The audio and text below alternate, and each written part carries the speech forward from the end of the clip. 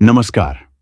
मुंशी प्रेमचंद की कहानी गुप्त धन मानवीय स्वभाव, लालच और मोह की जटिलताओं को दर्शाती है। यह कहानी एक ऐसे व्यक्ति की है जो अपने जीवन में गुप्त धन की खोज करता है और इस खोज में उसका लालच उसे किस प्रकार से प्रभावित करता है। प्रेमचंद ने इस कहानी के माध्यम से यह दिखाया है कि इंसान की आंतरिक इच्छाएं और लालच उसे सही गलत का भान कराए बिना अनियंत्रित मार्ग पर ले जा सकती हैं। आइए सुनते हैं मुंशी प्रेमचंद की कहानी गुप्त धन। बाबू हरिदास का ईंटों का पजावा शहर से मिला हुआ था। आसपास के देहातों से सैकड़ों स्त्री पुरुष लड़के नित्य आते और पजावे से ईंट सिर पर उठाकर ऊपर कतारों से सजाते। एक आदमी पजावे के पास एक टोकरी में कौड़ियां लिए बैठा रहता था। मजदूरों को ईंटों की संख्या के हिसाब से कौड़ियां बांटता।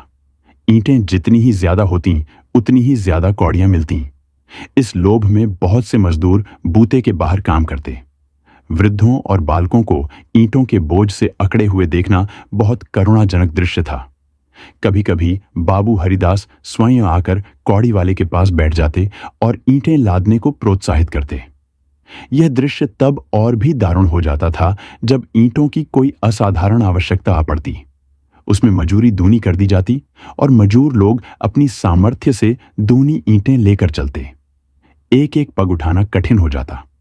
उन्हें सिर से पैर तक पसीने में डूबे पजावे की राख चढ़ाए ईंटों का एक पहाड़ सिर पर रखे बोझ से दबे देखकर ऐसा जान पड़ता था मानो लोभ का भूत उन्हें जमीन पर पटक कर उनके सिर पर सवार हो गया है।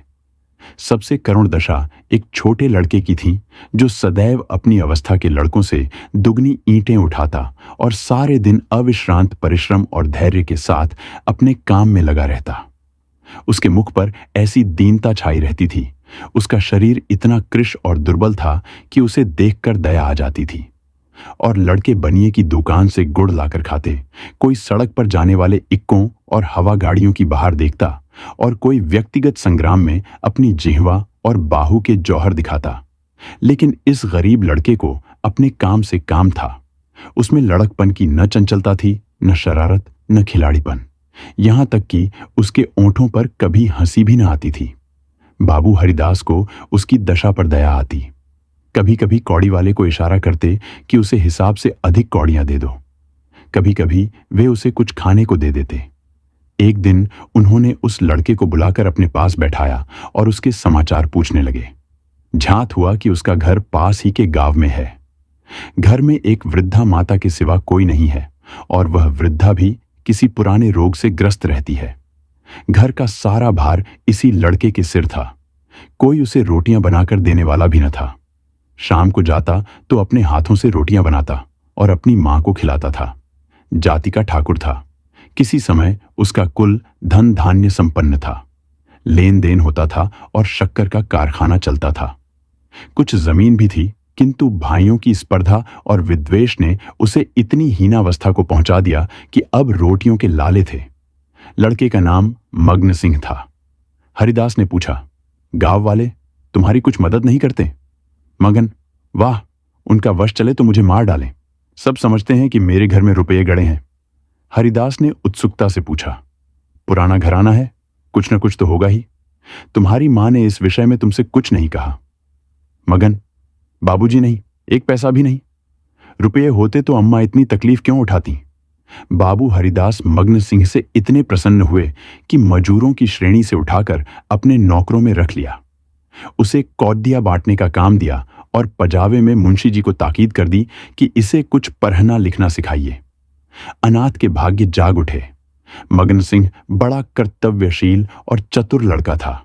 उसे कभी देर न होती, कभी नागा न होता। थोड़े ही दिनों में उसने बाबू साहब का विश्वास प्राप्त कर लिया। लिखने पढ़ने में भी कुशल हो गया। बरसात के दिन थे। पजावे में पानी भरा हुआ था। कारबार बंद था। मगन सिंह 3 दिनों से गैर हाजिर था। हरिदास को चिंता हुई, क्या बात है, कहीं बीमार तो नहीं हो गया? कोई दुर्घटना तो नहीं हो गई? कई आदमियों से पूछताछ की, पर कुछ पता न चला। चौथे दिन पूछते पूछते मगन सिंह के घर पहुंचे। घर क्या था, पुरानी समृद्धि का ध्वंसावशेष मात्र था। उनकी आवाज सुनते ही मगन सिंह बाहर निकल आया। हरिदास ने पूछा, कई दिन से आए क्यों नहीं? माता का क्या हाल है? मगन सिंह ने अवरुद्ध कंठ से उत्तर दिया, अम्मा आजकल बहुत बीमार हैं, कहती हैं अब न बचोगी। कई बार आपको बुलाने के लिए मुझसे कह चुकी है, पर मैं संकोच के मारे आपके पास न आता था। अब आप सौभाग्य से आ गए हैं तो जरा चलकर उसे देख लीजिए, उसकी लालसा भी पूरी हो जाए। हरिदास भीतर गए। सारा घर भौतिक निस्सारता का परिचायक था। सुर्खी, कंकड़, ईंटों के ढेर चारों ओर पड़े हुए थे। विनाश का प्रत्यक्ष स्वरूप था। केवल 2 कोठरियां गुजर करने लायक थीं। मगन सिंह ने एक कोठरी की ओर उन्हें इशारे से बताया। हरिदास भीतर गए तो देखा कि वृद्धा एक सड़े हुए काठ के टुकड़े पर पड़ी कराह रही है। उनकी आहट पाते ही आंखें खोलीं और अनुमान से पहचान गई। बोली, आप आ गए, बड़ी दया की। आपके दर्शनों की बद्धी अभिलाषा थी। मेरे अनाथ बालक के नाथ अब आप ही हैं। जैसे आपने अब तक उसकी रक्षा की है, वह निगाह उस पर सदैव बनाए रखिएगा। मेरी विपत्ति के दिन पूरे हो गए, इस मिट्टी को पार लगा दीजिएगा। एक दिन घर में लक्ष्मी का वास था। अदिन आए तो उन्होंने भी आंखें फेर लीं। पुरखों ने इसी दिन के लिए कुछ थाती धरती माता को सौंप दी थी। उसका बीजक बड़े यत्न से रखा था, पर बहुत दिनों से उसका कहीं पता न लगता था। मगन के पिता ने बहुत खोजा पर न पा सके, नहीं तो हमारी दशा इतनी हीन न होती। आज 3 दिन हुए मुझे वह बीजक आप रद्दी कागजों में मिल गया। तब से उसे छिपाकर रखे हुए हूं, मग्न बाहर है। मेरे सिरहाने जो संदूक रखी है, उसी में वह बीजक है। उसमें सब बातें लिखी हैं, उसी से ठिकाने का भी पता चलेगा। अवसर मिले तो उसे खुदवा डालिएगा, मग्न को दे दीजिएगा। यही कहने के लिए आपको बार बार बुलवाती थी। आपके सिवा मुझे किसी पर विश्वास न था। संसार से धर्म उठ गया, किसकी नीयत पर भरोसा किया जाए। हरिदास ने बीजक का समाचार किसी से न कहा। नीयत बिगड़ गई, दूध में मक्खी पड़ गई। बीजक से ज्ञात हुआ कि धन उस घर से 500 डग पश्चिम की ओर एक मंदिर के चबूतरे के नीचे है। हरिदास धन को भोगना चाहते थे, पर इस तरह की किसी को कानों कान खबर न हो। काम कष्ट साध्य था। नाम पर धब्बा लगने की प्रबल आशंका थी, जो संसार में सबसे बड़ी यंत्रणा है। कितनी घोर नीचता थी।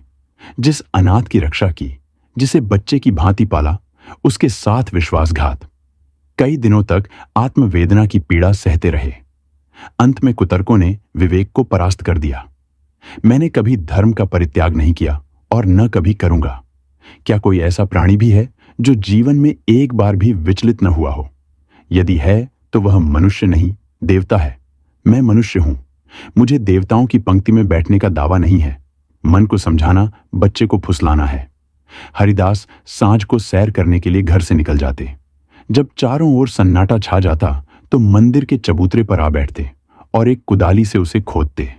दिन में 2-1 बार इधर उधर ताक झांक करते कि कोई चबूतरे के पास खड़ा तो नहीं है। रात की निस्तब्धता में उन्हें अकेले बैठे ईंटों को हटाते हुए उतना ही भय होता था जितना किसी भ्रष्ट वैष्णव को आमिष भोजन से होता है। चबूतरा लंबा चौड़ा था। उसे खोदते 1 महीना लग गया और अभी आधी मंजिल भी तय न हुई। इन दिनों उनकी दशा उस पुरुष की सी थी जो कोई मंत्र जगा रहा हो। चित्त पर चंचलता छाई रहती। आंखों की ज्योति तीव्र हो गई थी। बहुत गुमसुम रहते, मानो ध्यान में हो। किसी से बातचीत न करते। अगर कोई छेड़कर बात करता तो झुझला पड़ते। पजावे की ओर बहुत कम जाते। विचारशील पुरुष थे। आत्मा बार बार इस कुटिल व्यापार से भागती। निश्चय करते कि अब चबूतरे की ओर न जाऊंगा, पर संध्या होते ही उन पर एक नशा सा छा जाता। बुद्धि विवेक का अपहरण हो जाता। जैसे कुत्ता मार खाकर थोड़ी देर के बाद टुकड़े की लालच में जा बैठता है, वही दशा उनकी थी। यहां तक कि दूसरा मास भी व्यतीत हुआ। अमावस की रात थी। हरिदास मलिन हृदय में बैठी हुई कालिमा की भांति चबूतरे पर बैठे हुए थे। आज चबूतरा खुद जाएगा। जरा देर तक और मेहनत करनी पड़ेगी। कोई चिंता नहीं। घर में लोग चिंतित हो रहे होंगे, पर अभी निश्चित हुआ जाता है कि चबूतरे के नीचे क्या है। पत्थर का तहखाना निकल आया तो समझ जाऊंगा कि धन अवश्य होगा। तहखाना न मिले तो मालूम हो जाएगा कि सब धोखा ही धोखा है। कहीं सचमुच तहखाना न मिले तो बड़ी दिल लगी हो, मुफ्त में उल्लू बनूं, पर नहीं। कुदाली खटखट बोल रही है। हां, पत्थर की चट्टान है। उन्होंने टटोल कर देखा। भ्रम दूर हो गया। चट्टान थी, तहखाना मिल गया। लेकिन हरिदास खुशी से उछले कूदे नहीं। आज वे लौटे तो सिर में दर्द था। समझे थकान है, लेकिन यह थकान नींद से न गई। रात को ही उन्हें जोर से बुखार हो गया। 3 दिन तक ज्वर में पड़े रहे। किसी दवा से फायदा न हुआ। इस रुग्णावस्था में हरिदास को बार बार भ्रम होता था, कहीं यह मेरी तृष्णा का दंड तो नहीं है। जी में आता था मगन सिंह को बीजक दे दूं और क्षमा की याचना करूं, पर भंडाफोद्द होने का भय मुंह बंद कर देता था। न जाने ईसा के अनुयायी अपने पादरियों के सम्मुख कैसे अपने जीवन भर के पापों की कथा सुनाया करते थे। हरिदास की मृत्यु के पीछे यह बीजक उनके सुपुत्र प्रभुदास के हाथ लगा। बीजक मगन सिंह के पुरखों का लिखा हुआ है, इसमें लेश मात्र भी संदेह न था। लेकिन उन्होंने सोचा, पिताजी ने कुछ सोचकर ही इस मार्ग पर पग रखा होगा। वे कितने नीतिपरायण, कितने सत्यवादी पुरुष थे। उनकी नीयत पर कभी किसी को संदेह नहीं हुआ। जब उन्होंने इस आचार्य को घृणित नहीं समझा तो मेरी क्या गिनती है। कहीं यह धन हाथ आ जाए तो कितने सुख से जीवन व्यतीत हो। शहर के रईसों को दिखा दूं कि धन का सदुपयोग क्यों कर होना चाहिए। बड़े बड़ों का सिर नीचा कर दूं, कोई आंखें न मिला सके। इरादा पक्का हो गया। शाम होते ही वे घर से बाहर निकले। वही समय था, वही चौकन्नी आंखें थीं और वही तेज कुदाली थी। ऐसा झांत होता था मानो हरिदास की आत्मा इस नए भेष में अपना काम कर रही है। चबूतरे का धरातल पहले ही खुद चुका था। अब संगीन तहखाना था, जोड़ों को हटाना कठिन था। पुराने जमाने का पक्का मसाला था। कुल्हाड़ी उचट उचट कर लौट आती थी। कई दिनों में ऊपर की दरारें खुलीं, लेकिन चट्टानें जरा भी न हिलीं। तब वह लोहे की छड़ से काम लेने लगे, लेकिन कई दिनों तक जोर लगाने पर भी चट्टानें न खिसकीं। सब कुछ अपने ही हाथों करना था, किसी से सहायता न मिल सकती थी। यहां तक कि फिर वही अमावस्या की रात आई। प्रभुदास को जोर लगाते 12 बज गए और चट्टानें भाग्य रेखाओं की भांति अटल थीं। पर आज इस समस्या को हल करना आवश्यक था। कहीं तहखाने पर किसी की निगाह पड़ जाए तो मेरे मन की लालसा मन ही में रह जाए। वह चट्टान पर बैठकर सोचने लगे, क्या करूं, बुद्धि कुछ काम नहीं करती। सहसा उन्हें एक युक्ति सूझी, क्यों न बारूद से काम लूं। इतने अधीर हो रहे थे कि कल पर इस काम को न छोड़ सके। सीधे बाजार की तरफ चले। 2 मील का रास्ता हवा की तरह तय किया, पर वहां पहुंचे तो दुकानें बंद हो चुकी थीं। आतिशबाज हीले करने लगा, बारूद इस समय नहीं मिल सकती, सरकारी हुक्म नहीं है। तुम कौन हो, इस वक्त बारूद लेकर क्या करोगे? न भैया, कोई वारदात हो जाए तो मुफ्त में बंधा बंधा फिरूं, तुम्हें कौन पूछेगा। प्रभुदास की शांति वृत्ति कभी इतनी कठिन परीक्षा में न पड़ी थी। वे अंत तक अनुनय विनय ही करते रहे, यहां तक कि मुद्राओं की सुरीली झंकार ने उसे वशीभूत कर लिया। प्रभुदास यहां से चले तो धरती पर पांव न पड़ते थे। रात के 2 बजे थे। प्रभुदास मंदिर के पास पहुंचे, चट्टानों की दराजों में बारूद रख पलीता लगा दिया और दूर भागे। एक क्षण में बड़े जोर का धमाका हुआ। चट्टान उड़ गई। अंधेरा गाढ़ सामने था, मानो कोई पिशाच उन्हें निगल जाने के लिए मुंह खोले हुए है। प्रभात का समय था। प्रभुदास अपने कमरे में लेटे हुए थे। सामने लोहे के संदूक में 10,000 पुरानी मोहरें रखी हुई थीं। उनकी माता सिरहाने बैठी पंखा झल रही थी। प्रभुदास ज्वर की ज्वाला से जल रहे थे। करवटें बदलते थे, कराहते थे, हाथ पांव पटकते थे, पर आंखें लोहे के संदूक की ओर लगी हुई थीं। इसी में उनके जीवन की आशाएं बंद थीं। मगन सिंह अब पजावे का मुंशी था, इसी घर में रहता था। आकर बोला, पजावे चलिएगा, गाड़ी तैयार कराऊं? प्रभुदास ने उसके मुख की ओर क्षमा याचना की दृष्टि से देखा और बोले, नहीं, मैं आज न चलूंगा, तबीयत अच्छी नहीं है, तुम भी मत जाओ। मगन सिंह उनकी दशा देखकर डॉक्टर को बुलाने चला। 10 बजते बजते प्रभुदास का मुख पीला पड़ गया, आंखें लाल हो गईं। माता ने उसकी ओर देखा तो शोक से विह्वल हो गईं। बाबू हरिदास की अंतिम दशा उनकी आंखों में फिर गई। जान पड़ता था यह उसी शोक घटना की पुनरावृत्ति है। यह देवताओं की मनौतियां मना रही थीं, किंतु प्रभुदास की आंखें उसी लोहे के संदूक की ओर लगी हुई थीं, जिस पर उन्होंने अपनी आत्मा अर्पण कर दी थी। उनकी स्त्री आकर उनके पैताने बैठ गई और बिलख बिलख कर रोने लगी। प्रभुदास की आंखों से भी आंसू बह रहे थे, पर वे आंखें उसी लोहे के संदूक की ओर निराशापूर्ण भाव से देख रही थीं। डॉक्टर ने आकर देखा, दवा दी और चला गया, पर दवा का असर उल्टा हुआ। प्रभुदास के हाथ पांव सर्द हो गए, मुख निस्तेज हो गया, हृदय की गति मंद पड़ गई। पर आंखें संदूक की ओर से न हटीं। मोहल्ले के लोग जमा हो गए। पिता और पुत्र के स्वभाव और चरित्र पर टिप्पणियां होने लगीं। दोनों शील और विनय के पुतले थे। किसी को भूल कर भी कड़ी बात न कही। प्रभुदास का संपूर्ण शरीर ठंडा हो गया था। प्राण था तो केवल आंखों में। वे अब भी उसी लोहे के संदूक की ओर सतृष्ण भाव से देख रही थीं। घर में कोहराम मचा हुआ था। दोनों महिलाएं पछाड़ें खा खा कर गिरती थीं। मोहल्ले की स्त्रियां उन्हें समझाती थीं। अन्य मित्रगण आंखों पर रूमाल जमाए हुए थे। जवानी की मौत संसार का सबसे करुण, सबसे अस्वाभाविक और भयंकर दृश्य है। यह वज्राघात है, विधाता की निर्दय लीला है। प्रभुदास का सारा शरीर प्राणहीन हो गया था, पर आंखें जीवित थीं। वे अब भी उसी संदूक की ओर लगी हुई थीं। जीवन ने तृष्णा का रूप धारण कर लिया था। सांस निकलती है, पर आस नहीं निकलती। इतने में मगन सिंह आकर खड़ा हो गया। प्रभुदास की निगाह उस पर पड़ी। ऐसा जान पड़ा मानो उनके शरीर में फिर रक्त का संचार हुआ। अंगों में स्फूर्ति के चिन्ह दिखाई दिए।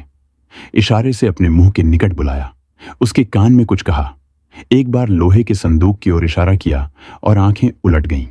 प्राण निकल गए। फिर मिलते हैं मुंशी प्रेमचंद की एक अन्य कहानी के साथ। धन्यवाद।